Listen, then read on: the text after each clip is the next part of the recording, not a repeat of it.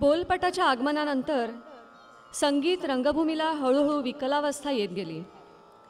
त्याचं पुनरुज्जीवन झालं 1960च्या दशकात. ते केलं विद्याधर गोखले यांच्यासारख्या समर्थ लेखकानं.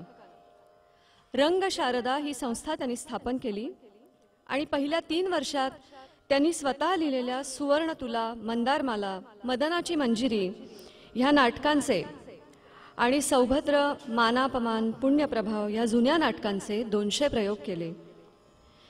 शिक्षक, कवी, पत्रकार, समीक्षक असे असणारे विद्याधर गोखले संगीत रंगभूमीचे पुनरुज्जीवन करणारे नाटककार बनले.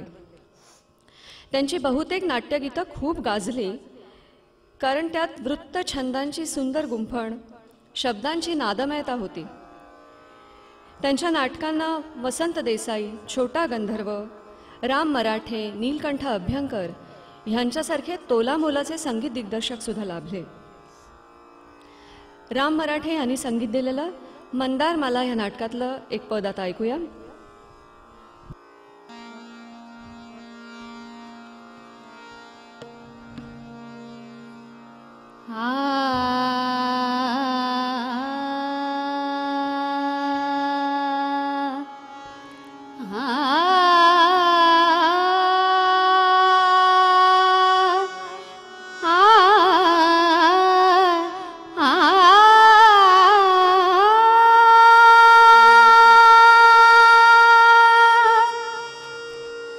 सोहम हर डमरू बाजे, सोहम हर डमरू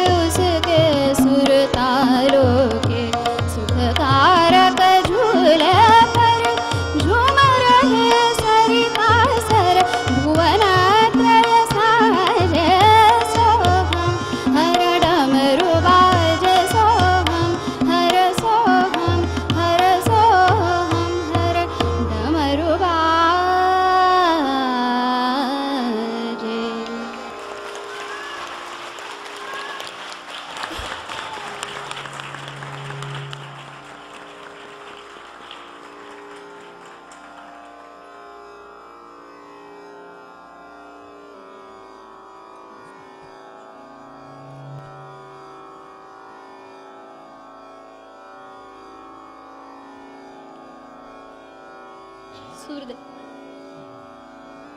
या. डमरू